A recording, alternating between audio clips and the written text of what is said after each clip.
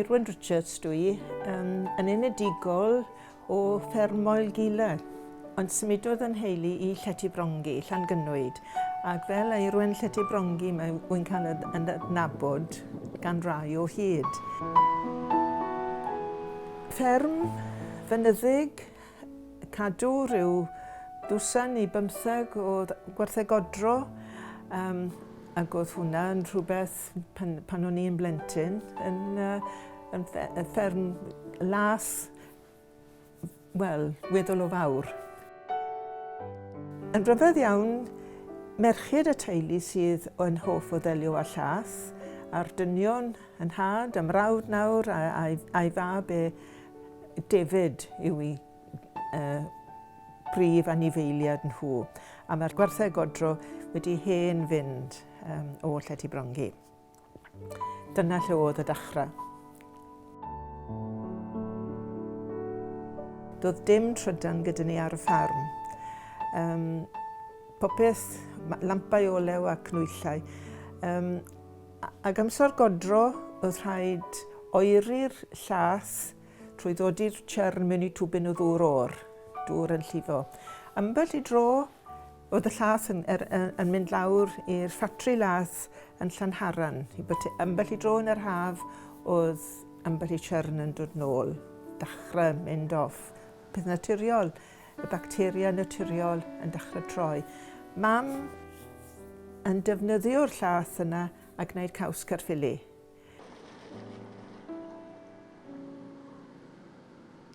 Ddoe ni'n gotro, stôl, bwcad, a llawd. Ie. Drws nesaf fan hyn? Ie. Yn y glymty fan hyn? Ie. So mae... Pan i chi gweithio a cael eich codi ar fferm, chi'n gweithio? Ten. Dysgas i wneud caws Caerffili felly gyda mam pan o'n i'n gynnar, yn gynnar iawn yn y mywyd. Nid yn gyson, ond digon i enyn diddordeb. A pan nes i i'r brifysgol i wneud amaeth, beth o'n i eisiau gwneud oedd llaethyddiaeth. Dwi wedi bod yn rebel, dwi'n credu eriod.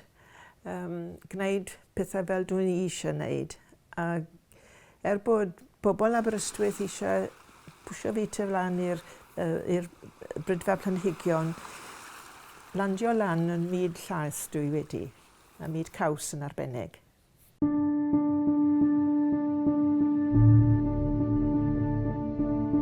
Yr arfer teuluol oedd mynd i'r capel ar y Sul, ag ysgol Sul, cerdded i'r ysgol Sul, oedd hwnna, mynd lan i Bethesda, Llangynwyd.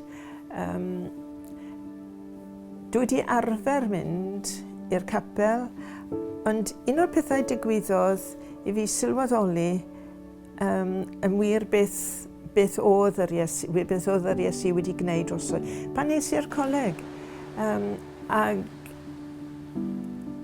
pryd hynny o'ch chi'n rhannu stafell gyda rhai o'ch chi erioed wedi gweld nhw o'r blaen. A digwyddodd Mrs Morgan Jones, y warden, dod i fi ynghyd a Mair Davies ath yn gynhades i Patagonia.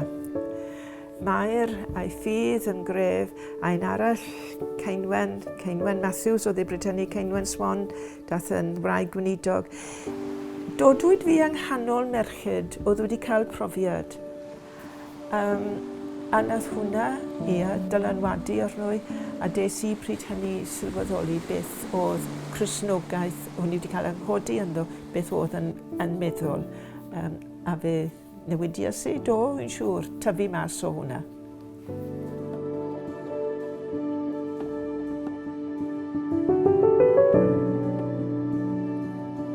Wedi dysgu'r elfennau ar y ffarm, a wedi penderfynu taw i byd llaeth o'n i'n mynd.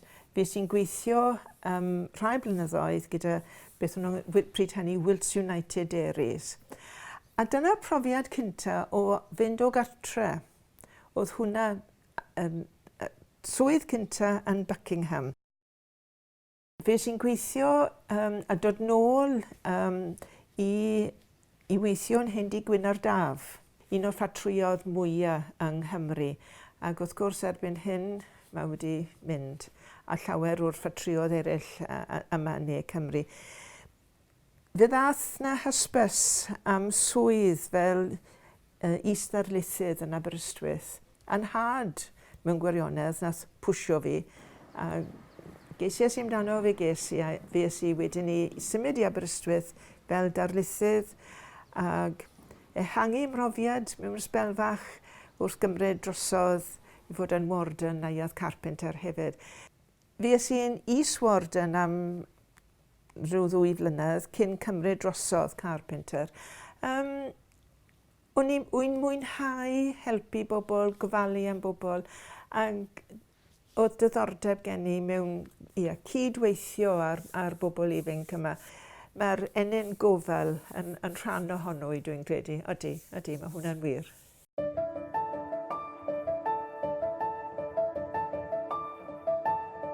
Ar y stryd ym Mhenabont,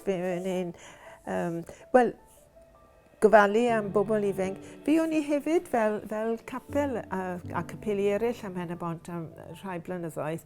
Dyn ni heb wneud yn ddiweddar. Rhoi cysgod i bobl digartref. Rhoi pryd o fwyd a gwely dros nos iddyn nhw. Dwi'n mwynhau gwneud rhywbeth fel yna, i fod yn onest, odw.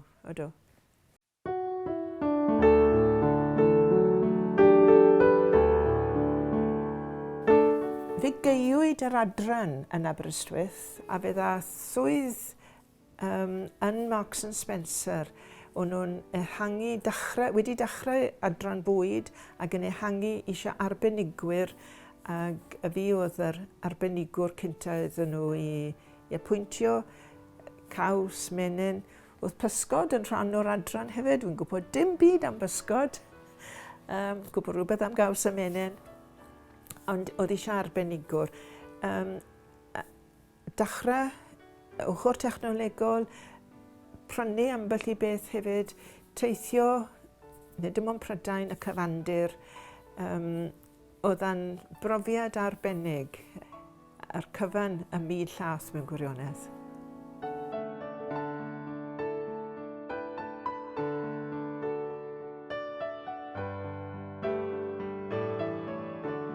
Gai ddim ateb y cwestiwn beth yw'n hoff gaws i, ond dwi'n mynd nôl at cheddar.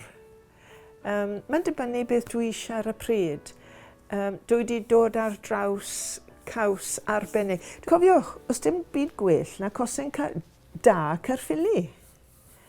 Gewch chi jobyn i ffindo cosen nawr Caerffili bod yn ddiweddar wedi 5 mlynedd o weithio ni wedi cael Protected Designation of Origin. Cosen cynta yng Nghymru. Mae bwydydd eraill, wrth gwrs, ham Cyfyrddin, ond dyma Caerffili yw'r cosen cynta.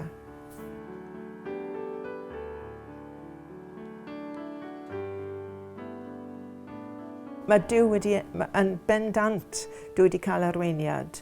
Y pobl yn meddwl, pan nes i Lundain i ddechrau off beth oedd crytan fach o Gymru, oedd braidd wedi bod mas wedi bod mas o Gymru, wedi bod yn Lloegr, oedd ei bod pellach, ac yn mynd o byd academaidd glos Aberystwyth i ganol Marks and Spencer, Llundain a'r byd.